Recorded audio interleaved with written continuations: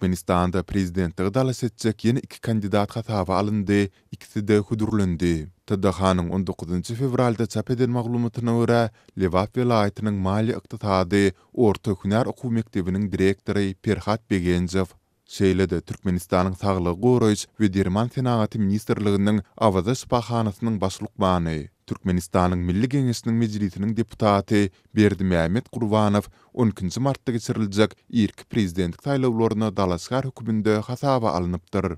Yurdun siyasi durmusunda ozal ady isdilmedik bu kandidatlar raýatlaryň teklipçi toparlary tarapyndan Dalaşgar höküminde hudurlandy.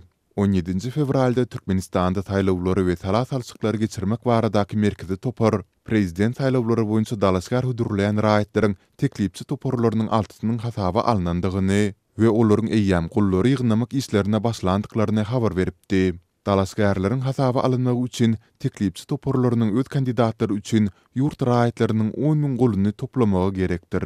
Mundan öň 12 fevralda köpler üçin garaşylmadyk ýagdaýda yglan edilen irki prezidentlik saýlawlaryna Ýurdun Demokratik Partiýasyndan prezident Gurbanoly Berdimuhammedowyň ogly vitse-premier Serdar Berdimuhammedow şeýlede Ýurdun Agrar Partiýasyndan Agajan Bekmuradow hasaba alyndy. Soňky ýyllarda siýasy basançyklaryndan uly tizlik bilen ýokary çykarylan Serdar Berdimuhammedowyň bu saýlawlarda aňsatlyk bilen ýeňiş gazanmagyna garaşylýar.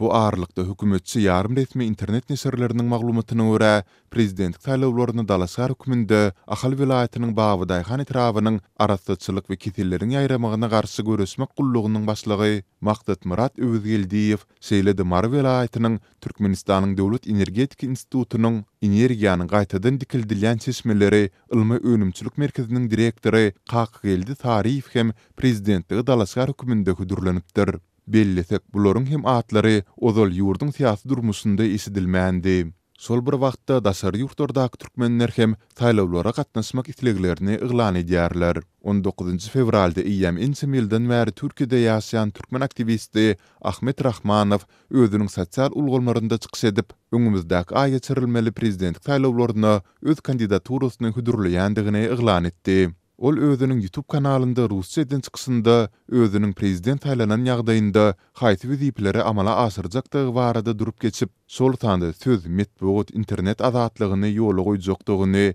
möhleti geçen daşary ýurt pasportlarynyň möhletiniň uzaldyljakdygyny we ýollaryň açylmagyny gazanjakdygyny aýtdy. Открытие дорог, полная свобода выездов из Туркменистана и въездов обратно. Mundan öň Türkmenistanyň Demokratik saýlawy oppozisiýa toparynyň lideri Murat Gurbanow, ozalky türkmen resmiýeti we siýasy tutsagy Geldi Kärizow we türkmen aktivisti Nurmuhammed Annaýew hem saýlawlara Dalaşgar höküminde gatnaşmak isleglerini ma'lum etdiler. Daşary ýurtlardan özlerini Dalaşgar höküminde hudurlaýanlar Türkmenistanda prezidentlik wezipesiniň atadan ogly geçmegine günüden-güni ýol açýany häzirki saýlaw kampaniýasyndan nägileligini bildirýärler we agyr siýasy ykdysady krizisdaky ýurdun geljekki 7 ýyl üçin täze ýol başçysyny saýlamagy alternatiwa ýol berilmegini talap edýärler. Bellesek öz kandidaturalarını hudurlayan bu Dalaşgarlar eýýäm ençe ýyldan bäri dünýäniň iň bir repressiw rejimli ýurtlarynyň biri bolan Türkmenistanyň daşynda ýaşaýarlar. Türkmenistanyň öz içinde hökümet garşy tanqidi pikirleri ýol berilmeýändigini we teswirleri prezident Berdimuhammedowyň rejimini sähel bolsa-da tanqidleýän ýaly hasaplanýan adamlaryň destini semedilýändigini hem nykdap geçýär. Sol bir wagtda Türkmenistanyň konstitusiýasyna laýyklykda ýurdun prezidentligine Türkmenistanda doglan ýaşy 40-dan pes bolmadyk döwlet dilini bilýän, soňky 15 ýylyň dowamında Türkmenistanda hemýeşilik ýaşaýan hem de işläp gelýän Türkmenistanyň raýaty saýlanyp bilinýär. Öz kandidaturasyny hudurlanlaryň biri Türkiýedaky oguzlaryň bilim we medeniýet boýunça hyzmatdaşlyk jemgyýeti guramasynyň ýol başçysy Nurmuhammed Annaýew, türkmen häkimetleriniň özleriniň ýurdun baş kanunyny dowamly bozýandyklaryny, şeýlede oňadyň özlerini gerek wagtda saýlama ýagdaýda ýüz tutýandyklaryny aýdýar. Häzirki Gurbanoly Berdimuhammedowyň ogly Serdar Berdimuhammedow Dalaşgar bolup oturan kandidat şolaň özem gawat gelen. Sebäpki onuň özem soňky 10 ýylyň dowamynda daşary ýurtlarda bolly işledi. Yani neticede bizim eğer halkın içindeki bir opozisyon ya da halkın arasından birini kabul etmeyecek bolsalar bu saýlawın özüni demokratik esaslara gawat gelýär diýip aýdyp bolmaýar. Deyip Annayev 21 fevralda azatlyga gurrun berdi. Şu wagty çelni dünýäniň iň bir ýapyk we repressiw ýurtlarynyň biri bolan Türkmenistanda geçirilen hiç bir taýlaw awraýly halkara tinçiler tarapyndan erkin we adalatly hasaplanmandy.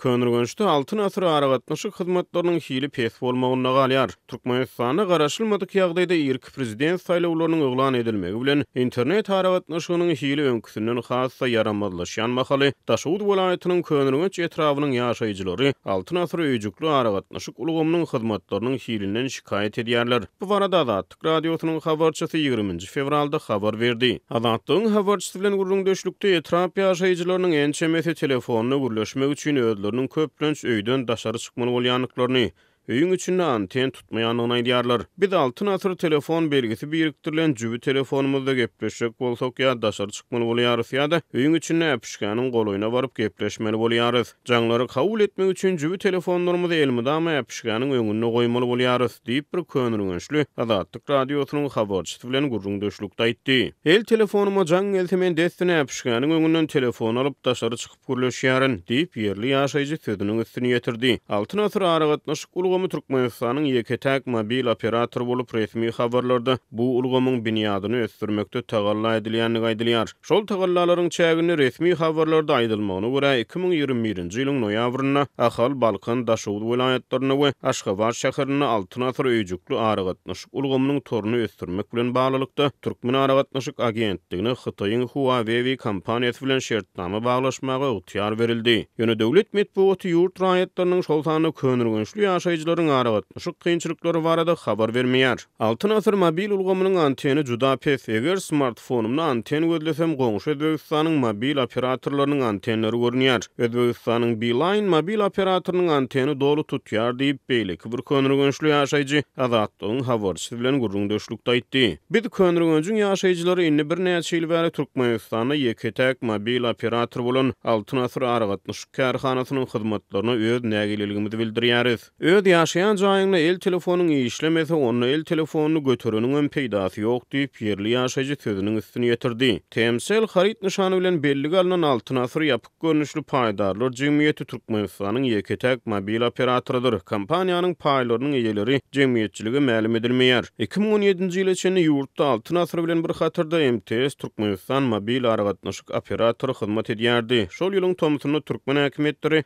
MTS Türkmenistan kärhanasynyň ýurtda iş alyp barmak goýunça şertnamasynyň möhletini uzaltmakdan ýüze burdiler. Altyn asır öýjükli aragatnaşyk kärhanasy 2004-nji ýylda esaslandyryldy. Ol bütün dünýä öýjükli aragatnaşyk assosiasiýasynyň agzasydyr. Galy berse de öýjükli kärhananyň hyzmatlarynyň pesgili diňe bir könürgönç etrawyna däleýsem ýurduň beýleki künjeklerini hem abonentleri kötüýär. Ýatdasak Azatlygyň habarçylary ýanwaryň ortalaryna altyn asır mobil aragatnaşyk ulgamynyň mar welaýatynyň dürli sebitlerini hem kadaly işlemeýänligini habar berdi. Türkmen häkimetleri ýurtda internet aragatnaşygyny, şeýle-de VPN hyzmatlaryny hem berk çäklendirmekde tanalýar. Men öz ýaşaýan tobuna wagtym el telefonuma jaň gelmeýär. Ýöne haçan howla çykyp öý işler bilen meşgulunyp başlanymna el telefonuma SMS gelip başlaýar. SMS-leri açyp okusam maňa bir näçe belgiden jaň gelipdir. Otogyň içinde anten tutmansaň ol jaňlar maňa wagtyna gelmändir diýip könürgönçli ýaşaýjy aýtdy. Azatlyk radiosy altyn asır aragatnaşyk kompaniýasynyň goşmacy maglumat alyp bilmedi.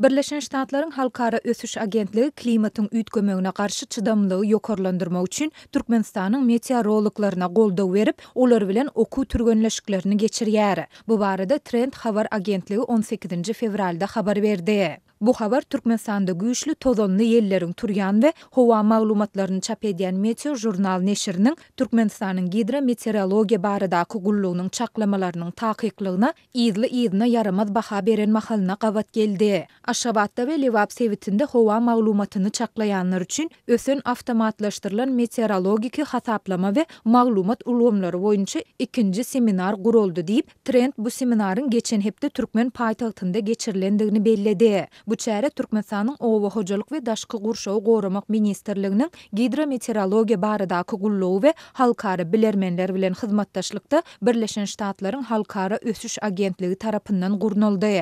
Trend habar agentliginiň maglumatyna görä seminarda türkmen meteorologlary iň täze maglumatlary ýygnamak we seljermek usullaryny öwrendi. Şeýle bu oku türgenleşi olaryň hawa maglumaty baradaky çaklamalary gowlandyrmagyna, taýýarlygy ýokurlandyrmagyna we netijede hawanyň üýtgemegine garşy çydamlygy güýçlendirmegine kömek eder. Bu habar barada Birleşen Ştatlaryň Halkara Ösüş Agentliginiň resmi web saýtynyň Türkmenistan bölümünde ýa-da Türkmenistanyň Owa hojalyk we daşky gurşawy goramak ministrliginiň gidrometeorologiýa baradaky gullugynyň web sahypasynda haýsydyr bir maglumat göze ilmeýär. Bu habar soňky 2 ýyla golay wagtyň dowamında ýurduň dürli künjeginde güýçli tozanly ýelleriň turýan, sil suwlarynyň wagtal joşýan we ilatyň bular barada öňünden açaçan habarly edilmeýän mahalyna gabat geldi. Bu barada Azatlyk radiosu ençeme gedek habar berdi. Şeýle ýelleriň biri soňky edek 5 fevralda Mary welaýatynda turdy. Şonda habarçymyz uzakly gün dowam eden şemalyň howanyň düzüminde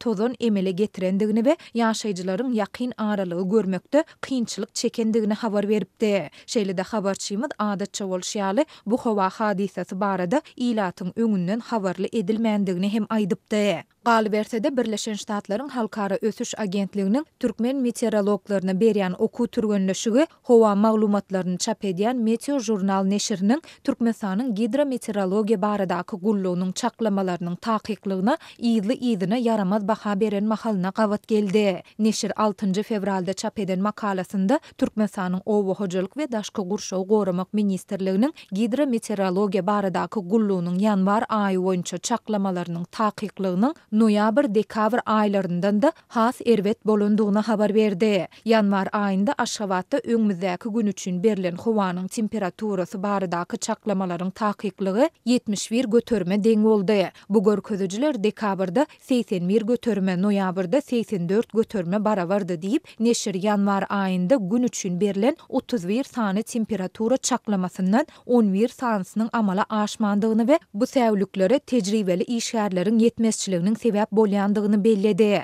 Türkmen häkimetleri we media terişdeleri ýurtda turýan güýçli şemal, tupan ýa-da sil suwlarynyň joşmagy ýaly tebii hadisalar barada ne öňünden ne de ýanyndan açaçan beýanat bilen çykyş edýärler. Şeýle-de ýurtda tebii hadisalaryň netijeleri, ilata ýetiren täsirleri barada hem hiç ýyl mesele gozulmaýar.